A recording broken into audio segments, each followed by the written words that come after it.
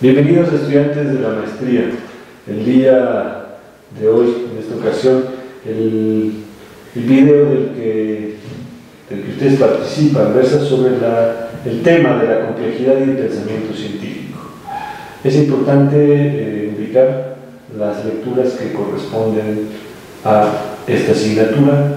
Los autores son Edgar Morin, Clara Romero, Carlos Delgado y Henry von Foerster.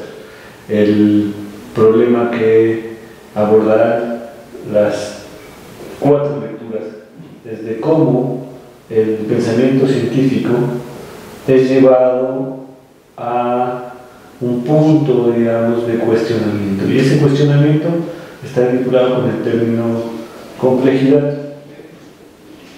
Y las implicaciones de hablar del término complejidad desde mi punto de vista y para esta ocasión las voy a resumir en 3. El primer punto es la primera consecuencia. El método científico, y en particular las investigaciones que se desarrollan científicamente para concluir exclusivamente con cuantificaciones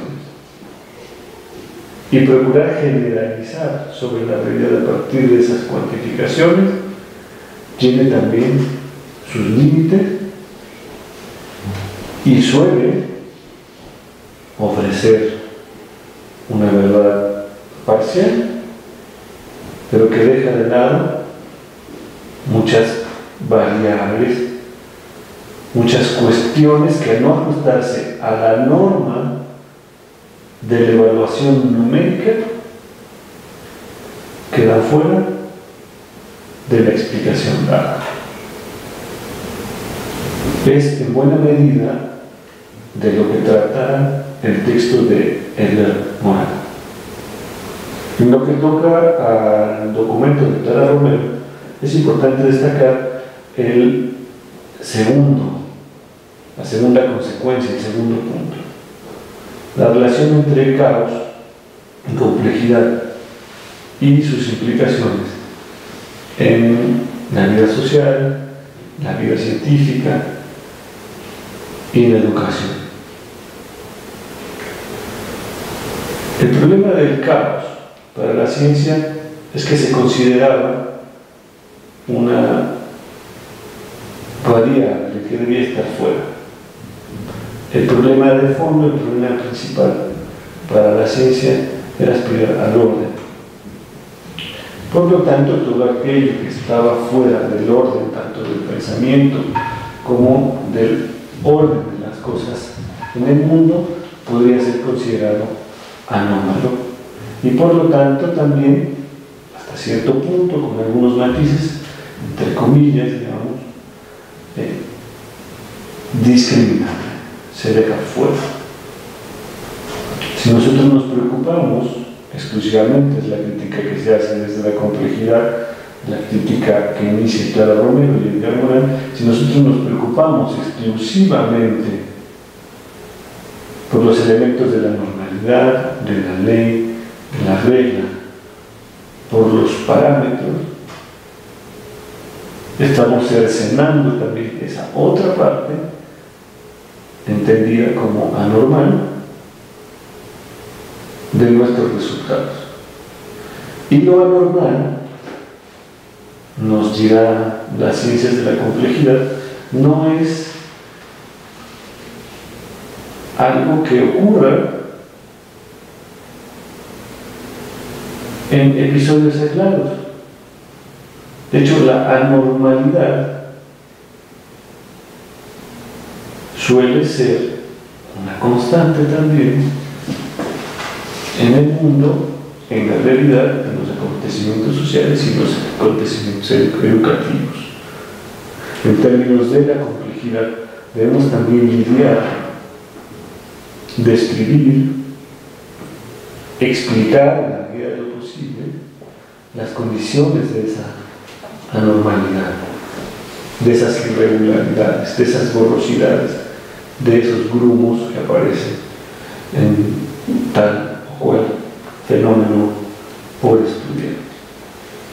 Es justo en esos grumos, en esos espacios fronterizos de la misma ciencia, en donde Carlos Delgado y Clara Romero pondrán atención para hablar de transdisciplina, por ejemplo, ¿no? Existen fenómenos que no le corresponden exclusivamente a una ciencia o que al ser abordados no descubre que lo que dice una ciencia está un tanto limitado, tienen alcances menores y por lo tanto conviene acercarse a los hallazgos de otra ciencia para poder complementar. Este tipo de fenómenos que se encuentran en los límites o en los linderos de la ciencia, por distintas razones, porque son muy complicados de abordar a partir de solamente una teoría, a partir de solamente una perspectiva, o bien porque nos dan muestra de que la ciencia no ha avanzado lo suficiente, esa ciencia inicial con la que lo estamos abordando no ha avanzado lo suficiente como para aún ofrecer un sentido verdadero de cómo funciona ese evento, nos lleva entonces a ir a otras que posiblemente hayan avanzado más en el transcurso de la historia con sus teorías para decir algo nuevo.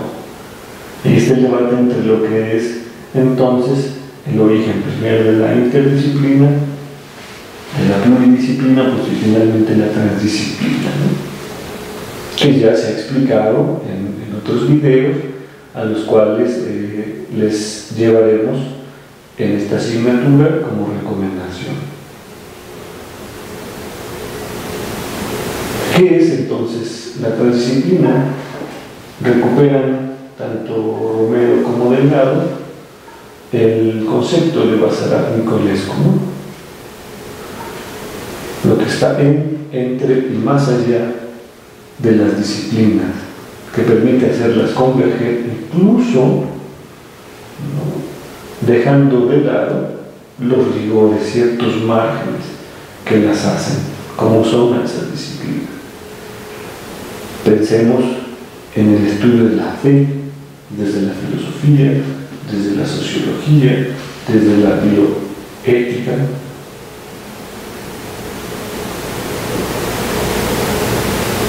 El estudio de la fe desde estas tres nos lleva a pensar también en sujetos comunes y corrientes, en sus formas de vivir y manifestarnos. Y nos interesa tanto su opinión, si nuestra investigación fuera sobre vivir la fe,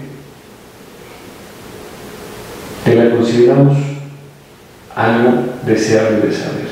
Y ahí hacemos converger ciencia, vida cotidiana e interdisciplina. Es decir, movemos un poco, ¿no?, el escenario de que solo una ciencia puede dar respuesta sobre algo y emerge una convivencia no necesariamente armónica, a veces también en debates y en disputas desde distintas perspectivas sobre lo que es la fe y en particular vivir la fe. Y finalmente se cierra con un pequeño aporte de von Foerster, que nos habla acerca de estructura y organización. Verán en todos estos documentos de la segunda asignatura emerger el problema de la organización. La organización no es el resultado del orden, es el resultado de la adaptación de los elementos de un sistema ante las fuerzas del orden y el desorden,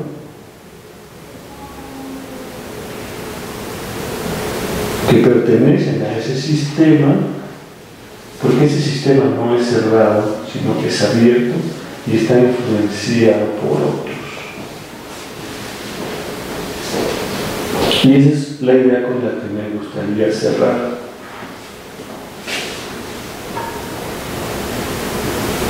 más allá de tomar todos los conceptos que vamos revisando hasta ahora y desear que formen parte de un marco teórico para una tesis o de un glosario de la complejidad, que es un trabajo bueno, pero que nos complicaría mucho el acceso a un análisis para una investigación, deberíamos pensar en cómo uno, dos o tres conceptos nos permiten mirar un fenómeno de la realidad y comenzar en principio a imaginar, después a analizar y finalmente a sintetizar respecto de ello. Imaginemos el sistema de salud pública de México.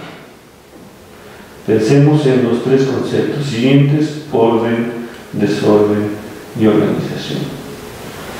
La primera pregunta es: ¿cómo se ordena en términos legales el sistema de salud pública en México? ¿Cuáles serían, de acuerdo a ese orden legal, los problemas de desorden que tendría nuestro sistema de salud? Finalmente, ¿cuál es la organización actual del sistema de salud? Es decir, ¿cómo responde el sistema de salud ante el orden legal y a los elementos del desorden que lo hacen ser como es hoy? Y entonces fíjense cómo surge una cuarta pregunta: ¿qué podemos hacer para que esa organización actual pueda ser modificada y responda de mejor manera a las exigencias del público al que va dirigido? Vaya que hay ahí en el fondo una investigación que nos puede llevar meses, años y quizá un trayecto para estudios de posgrado. Gracias.